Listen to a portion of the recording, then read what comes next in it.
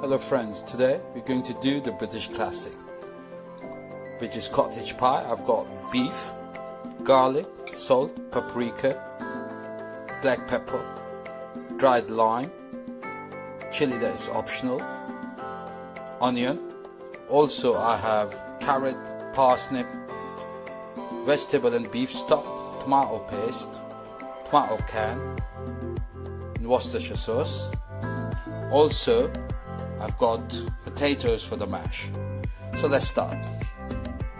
We're going to start with some oil, and then we're going to put chopped onion and some garlic in it. We're going to add the onions to it, and after that, after a minute, we'll just add the garlic. At this stage we're going to add some garlic, cook it for a minute, and then add the mince to it. At this stage we're going to add the mince with the onion and the garlic, and cook it on medium high so all the meat gets saturated, the fat. Just gonna singe it now. Once we've put the meat in, don't move it too much. Just what I've done is just spread it on medium high and just let it cook to get the color that we want. If you move it too much, the water starts coming out. You don't get the color desired.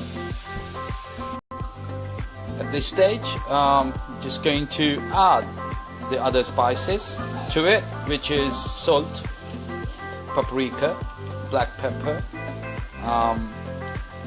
dried lime, and chili. Chili is optional, and lime as well, just gives a nice taste.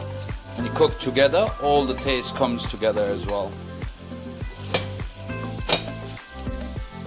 Right, at this stage, as you can see and hear all that sound of meat sizzling, we're going to add the stock cubes to it. I'm using one beef and a vegetable stock just to give that flavor.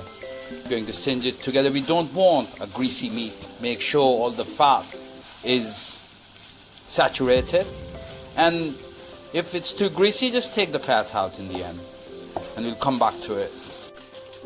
At this stage we're going to add the tomato paste to it, and just about a tablespoon. Mix that all together, and then add some Worcestershire sauce to it as well.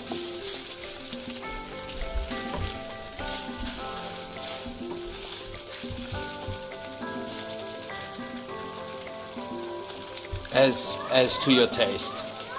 At this stage we're going to mix the Worcestershire sauce plus the tomato paste into the mince, and then add the tomato cans to it once it's done.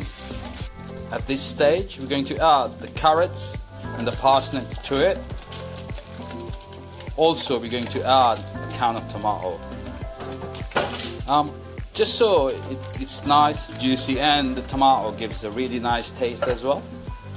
And just mix it and let it cook on slow. We have mixed the tomatoes in. Now bring the heat low. We're going to cover it and let the vegetables and the tomatoes and the mince cook together, and then we'll come back to it. Separately we have boiling water.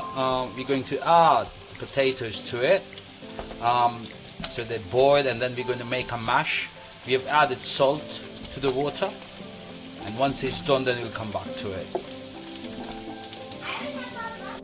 The potatoes are boiled. We've just drained them, and now we're going to add some butter to it, and then we're going to just mash it. We've already put salt when we were boiling it. Just make a nice smooth mash. We've done the mash, and I think if you think you need more butter, you can always add more. I'm gonna add a bit more and then just continue.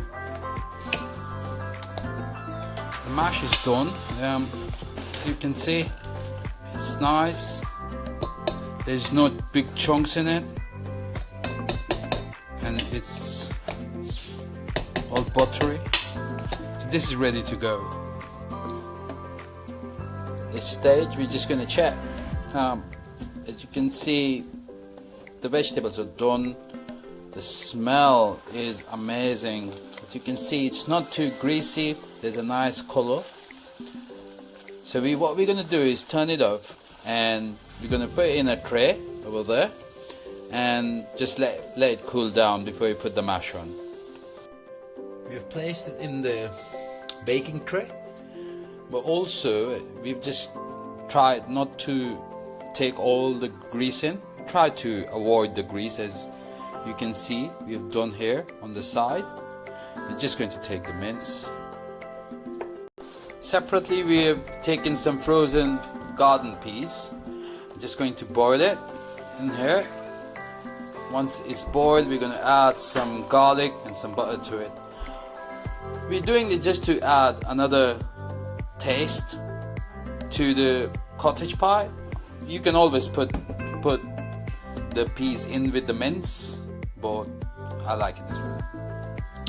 The mince has cooled down, so what we've done is taken the potato mash and just put on top before we spread it. So what we're going to do is spread all of that on the mince. That's why we cooled it. So we're just going to spread that slowly, making sure it's all evenly coated, and then I'm going to come back to it. The peas here are done. We're going to drain it and then add garlic and butter to it. We've spread the mash and just sprinkled some cheese on top. As you can see, now we're going to put that in the oven till the cheese is melted and you have a nice brown color on top. It should be ready to go. We've just taken it out of the oven. It looks amazing. You can see the crust on it with the cheese melted, nice brown on the mash as well. So now we're going to plate it with the peas as well. It's all done. We've plated the cottage pie with the peas, with garlic and butter and some salad. It smells really nice. I hope you like it. Try this. Bye now.